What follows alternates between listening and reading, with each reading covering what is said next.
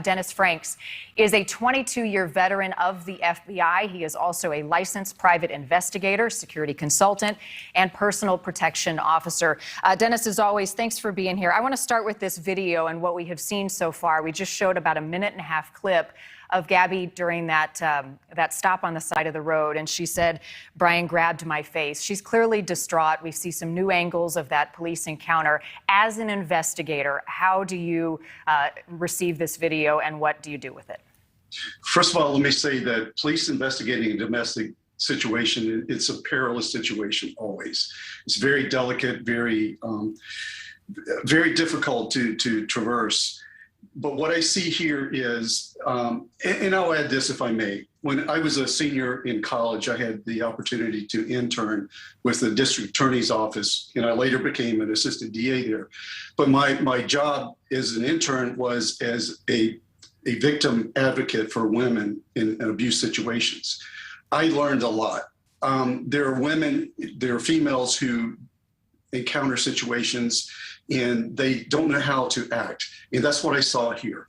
She was definitely victimized here. But yet she was taken on the position that she was okay. It was just an argument. And let me tell you, there are situations where women in these situations don't have a chance. And that's what I think happened here. He went beyond. There was no reason for him, according to what she said, to grab her face, to hit her like witnesses saw occur. So I just wanted to say that, and it lends itself to the profile of Brian.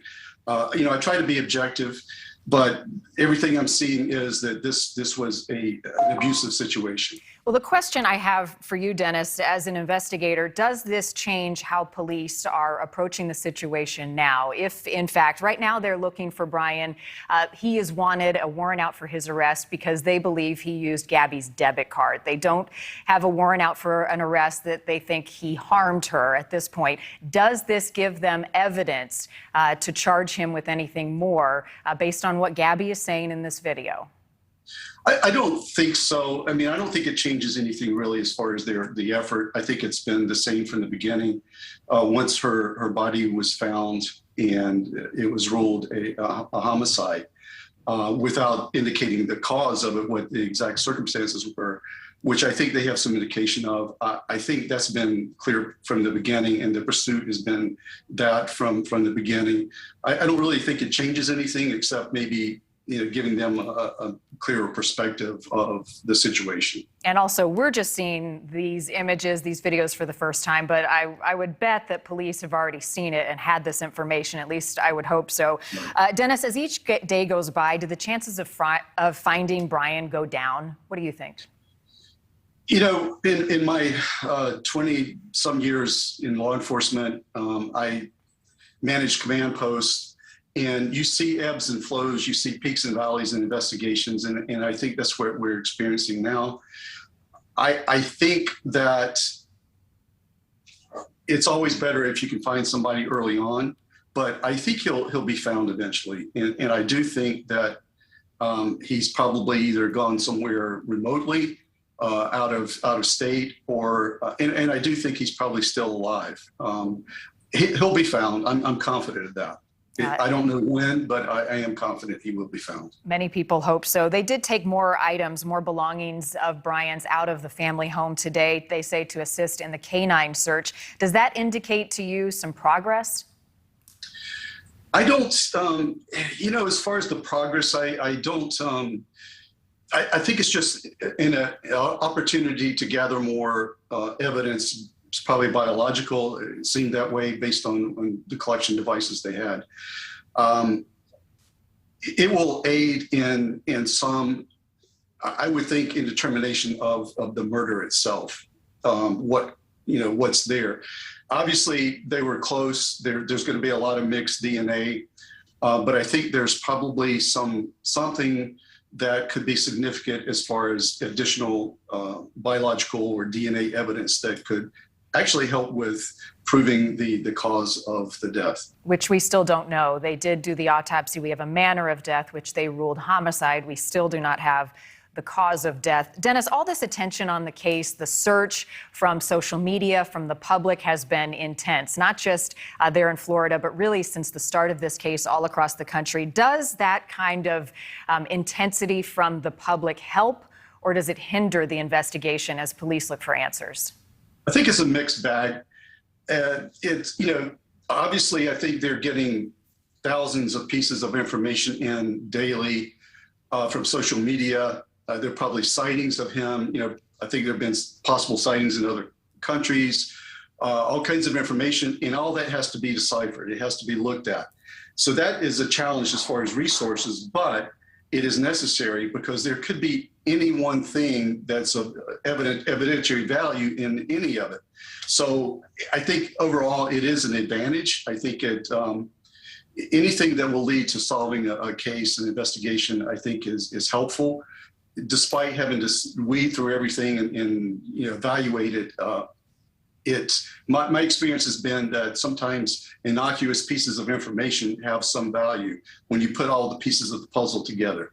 Right. You would think every little bit helps. What about Dog the Bounty Hunter? He's conducting his own search in this DeSoto campground in Pinellas County. If you're the FBI, do you welcome that high-profile person helping in the investigation and search? I think the jury's out on that, but my experience has been, especially since I've been in the private sector, that I often team up and I'm kind of a middle ground for private sector, clients in law enforcement. Sometimes we're able to come in and provide resources, additional resources that are beneficial. So I do see that as potentially beneficial, and I think that could be the case here.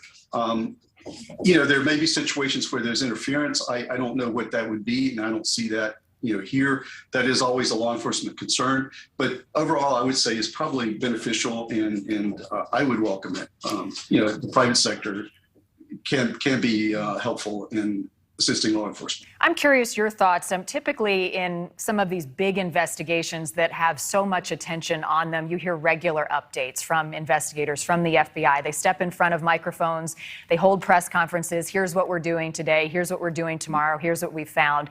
We have not really seen that from the FBI since the start of this case, kind of piecemeal information. It started with local police. What have you made of the way that they are communicating information at this point to the public? I think there are reasons for either being very communicative and putting a lot of things out there, and there are reasons for not doing that. And I think in this case, they're holding the cards, close to the vest, and I think that's probably appropriate in the situation. I think at some point they may come out and be more expressive as far as press releases and so forth. There's certainly tactical reasons for doing this, strategic reasons, and I trust that they're doing the right thing in that regard at this point. Before I let you go, the parents. There's a lot of heat on the parents right now. They don't have to talk. That is their right. But people do want to hear from them. They're curious about their behavior after Brian came home. They're curious about their behavior when Gabby was missing, and it didn't appear that they were helping in the search. As an investigator, how do you communicate right now with the parents for information?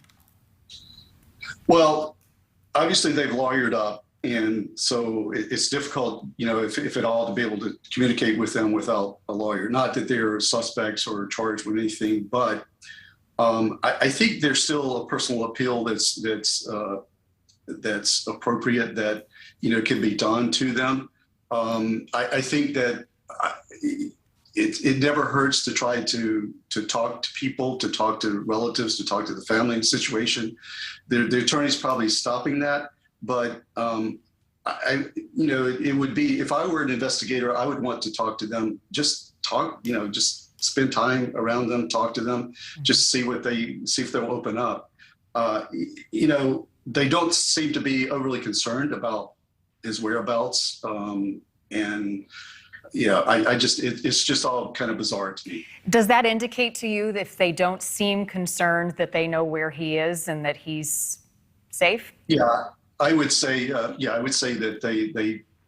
they don't seem to be too concerned about him doing something to himself because, the behavior I've seen, they're going about their business, going about their days. I don't think they're doing anything other than the attorney telling the law enforcement that, you need to go look here. That indicates to me that they're overly concerned about his well-being. Many in the public critical of that behavior, but you never know how you'll react if it's your child. Dennis Franks, appreciate your insight.